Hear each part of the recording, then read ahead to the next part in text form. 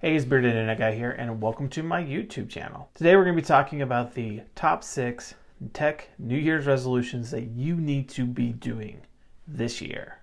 Let's go. So number 1, start using a password manager. It's 2020. The time has come to stop using the password that you've been using forever. That's a combination of your college roommate plus your firstborn child and the year you were born. It's time to get a password manager. So there are a lot of options out there, such as iCloud Key Manager, 1Password, AllPass. Whatever you use, you just need to be using one. So my favorite, and the one that I've been using since about 2007, is called 1Password. The way that it works is that you have a vault with all of your passwords in it, and you open that vault using, hence the name, 1Password. Inside of that vault would be all the passwords to every service that you use, and because you're not having to remember each password at each service, you can have an individual password for all of them, and this creates a really high level of security. So it is available for Mac OS, for Windows, for iOS, for Android. They even have a version for Chrome, and they even have a strictly online version so that you can get it anywhere. Another cool feature of this is it has a password generator that allows you to create the recipe for your password. So if you're at a site that needs a special recipe, such as so many characters, special characters, and numbers, you can set that and it will create that for you. Another cool thing is it will actually create passwords that are real words separated by hyphens, so that you can have a little bit more readable password that's easier to type in when you're using such things as services that are on your television or some sort of device like that. The mobile app lets you take everything with you, and since it's in the cloud, it's accessible everywhere, so you can always have those passwords available to you no matter where you're at. So it's a great way to keep all those things locked away and not have to worry about ever losing them or forgetting what your passwords are or having to change them all the time. So there's also browser integration, which will allow you to enter your password using a simple keystroke. It'll ask for the 1Password, unlock the vault, and then allow you to then select which password you want to use for that website. The nice thing about that is that it will know what URL those passwords are for, and so it will stop a phishing attack if you ever try to get to a place that asked you for a password. So if it's a fake PayPal site and you're trying to use your PayPal password on it, it will actually stop you and say, hey, you're not using this password at PayPal. Are you sure you want to do this? And can actually stop a phishing attack. Resolution number 1 is to get a password manager now. So next up is to set up 2FA. So 2FA, or two-factor authentication, is the usage of 2 factors, your password, and some other code that is sent to you via text or email to then verify that you are the actual person wanting to use that password. So if someone gets your password, this way they also have to gain access to your email or to your phone to be able to use that password. The probability of that happen is very, very low. And so it becomes a much secure situation where you would be notified if someone was trying to access your account, and they can't get into it unless they have both factors, both the password and the code that is sent to you in real time. Most services support this, such as Gmail, Facebook, Twitter, Instagram, and it's something you need to set up.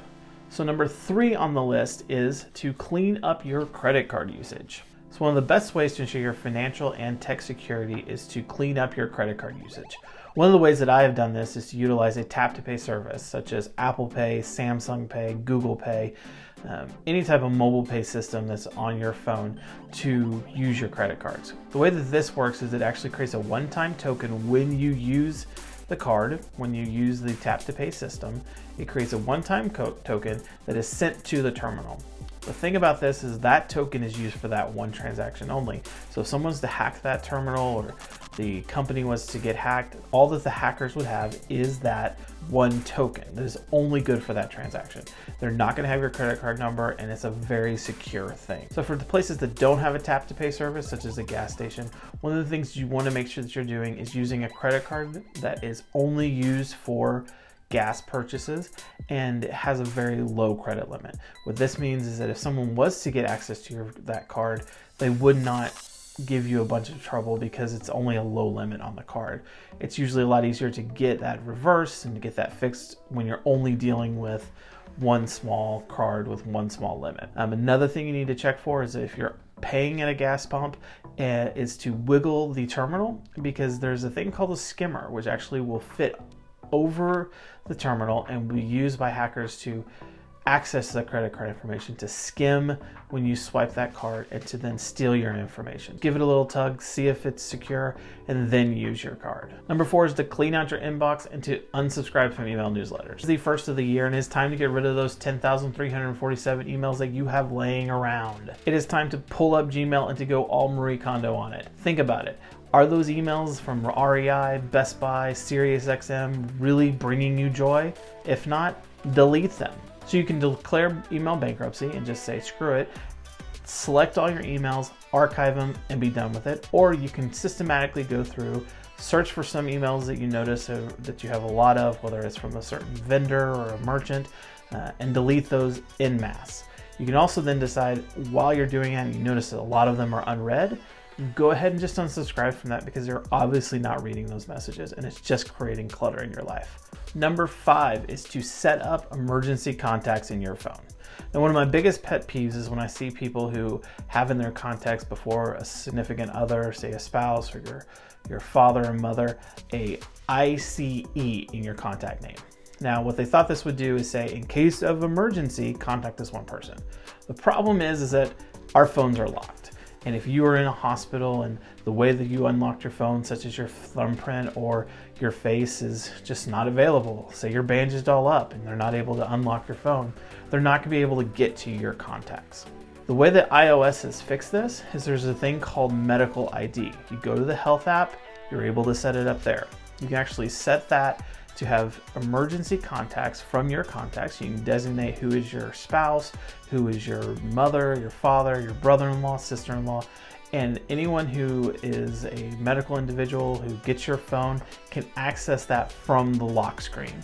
They click on that, they can see who is your emergency contacts, click on and actually call. This is a much better way of doing it because they have access to that, whereas they would not have access to it if they could not unlock your phone.